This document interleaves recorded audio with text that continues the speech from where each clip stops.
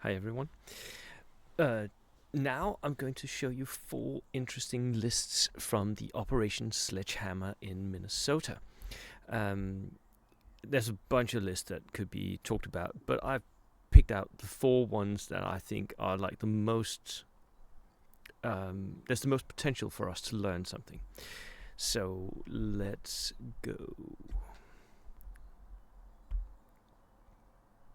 And here we go. So this first one is from Evan. Now, I described Evan's list as basically being 40k Imperial Guard, and you'll see why in a minute. So he has 22 order dice, 1100 points. He's got a platoon commander, 2 extra men, inexperienced. And then he's got a couple of scouts here to survive and to infiltrate. A commissar, very Imperial Guard of you. He's got dog mines. 2 of them are 4-man dog mine teams, right? So he's got 6 dog mines. That's a lot of anti-tank power.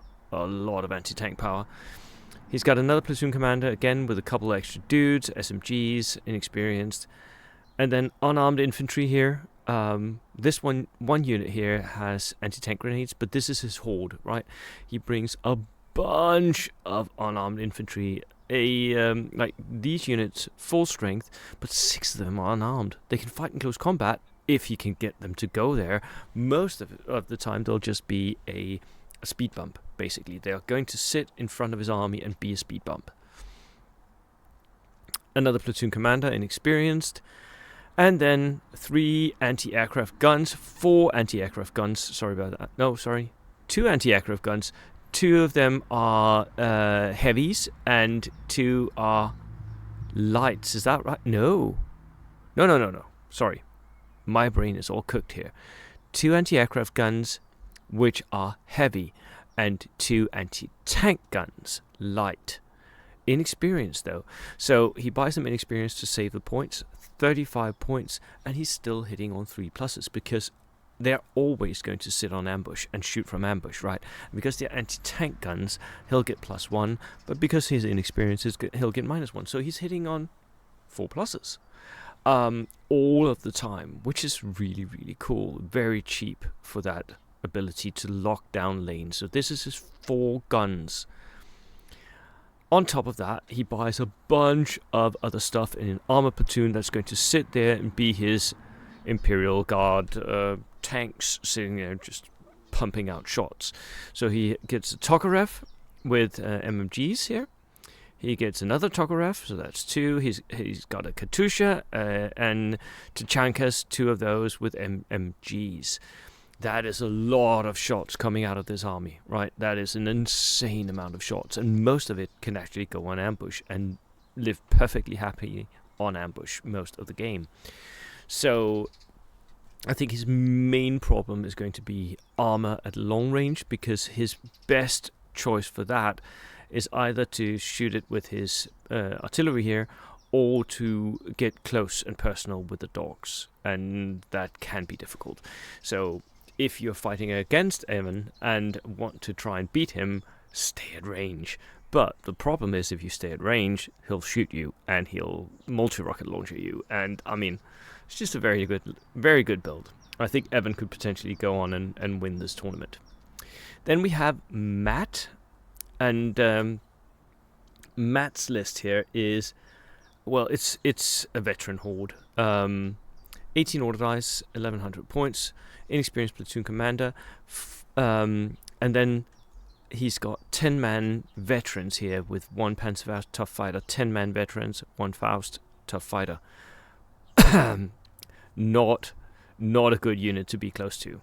Artillery observer with that Soviet rule where you get to re-roll the range for your blast, which means that you're very likely to hit everything you want. And then a dogmine team, 280 rifles. These could perfectly well go on outflank. They are very deadly from outflank. Gas jeep, that I would put the dog mines in that and give them an officer so he can snap 2, and that will give you a lot of range to go up and kill that one tank that's annoying you, right? Second rifle platoon, another platoon commander. Again, these 2 infantry units, so that's 4 10-man infantry units. That's 40 veterans with 4 Panzerfausts. They're going to be so hard to shift, especially because you're going to be pinned down, because he brings another artillery server. And again, 2 AT rifles, 2 dog mines. Not for with a Jeep this time. He didn't have the points, I think. But, you know, I mean, that's a lot of power, isn't it? And then a heavy weapons platoon with a couple of mortar teams. I think the main drawback here is that he doesn't really have any armor to push with, but he has so much other stuff, and it's all very, very good and very, very survivable. He will lose some of his small teams in kill point missions, so let's hope that he doesn't play a lot of those. But for key objectives, he's going to be so hard to shift. So hard to shift. So an interesting take on running no tanks. Then we have Scott, who has another take on this whole idea. Again, we have with Scott, it's basically a gunline. Again, it's a no tank gunline. Veterans, 15 order dice, veteran commander, Alpinis with light machine guns. So these are going to be his backliners. They are 7-man units, so they are very, very chunky. They can do a little bit of pushing, and he does have some machine guns on them, but mostly they're going to be really useful for sitting on objectives and just pumping out shots, being on ambush, going down if he needs to. Artillery observer with an extra man, because that is very useful when you want to deliver pins and waste the enemy's time. A sniper, not really useful. I would much rather have cut him up into 2 anti-tank rifles, but he does bring an anti-tank rifle. And then a platoon commander, 2 howitzers, and an anti-tank gun. The final bits are 2 machine gun teams. Again, regulars here, so he's got a lot of units that can sit on ambush and just pump out shots. His main drawback, and it is a big one, is he has very, very little anti-tank. He is going to struggle against enemy armor. But these veterans are going to be very hard to shift. And backed up by all of these ambush units that can just sit there and shoot at you as you move up towards them. Yeah, he's going to.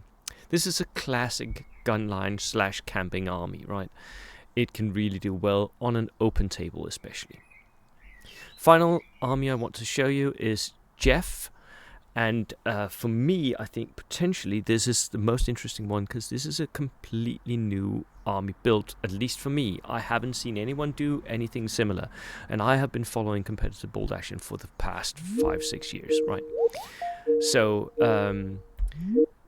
17 order dice, company commander. He brings a rifle platoon with armored infantry, 6 men mechanized, so they get that where they don't die as much, I think. And then 2 half-tracks with HMGs, so that's the first 2 HMGs. Then we have a heavy weapons platoon with a heavy machine gun, 2, so that's 4 heavy machine guns, light mortar teams to back them up, another heavy machine gun, and another, so that is 3, 4, that's 7. And on top of that, he has an armor platoon with the motor carriage. So 2 of those with medium AT guns to shoot down armor. So right now he's pinned you 7 times, and then he shoots you with an AT gun, medium AT gun, and a quad 50 truck. So that is another 4 added on. That's 11 HMGs in this list. I've never seen anything like it.